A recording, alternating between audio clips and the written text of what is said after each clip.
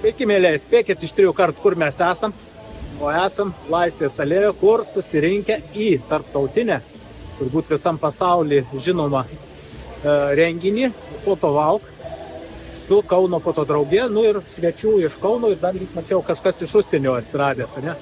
Mes stovim 3 pirmininkai fotodraugijos, eks-pirmininkas ir šio metinis pirmininkas, tai yra Andrius, Vytautas, aš esu Vladas. Tuo pačiu, aš manau, labai verta būtų pakviesti. Kiekvieną trečiadienį vyksta draugijos susirinkimai ir visokie renginiai. Andriau, gal tu pasakysi, kaip vyksta, kas vyksta? Taip, mes dažniausiai renkamės trečiadieniais ir toks turim kasmetinę tradiciją, kad kas savaitinę susirinkti trečiadieniais ir kviečiam visus kauniečius, kurie myli fotografiją, kurie domisi, kurie nori išmokti kažko apie tai, sužinoti ar pasidalinti savo mintim, prisijungti prie mūsų kolektyvo Kauno fotodraugija, KFD trumpintai. Parašykite mums, prisijunkite ir dalyvaukite su mumis. Ką Vytautai, tu turi pasakyti? Tiek metų, 10 metų pernai atšventėm.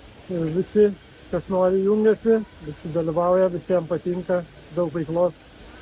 Žodžiu, kam įdomu, susisiekit, Facebook'e mus gali atrasti labai lengvai, Kauno fotodraugija. Parašykit, Andrius visą laiką atsakys ir pasakys, kada koks renginys vyksta. Taip kad palaikom ryšį.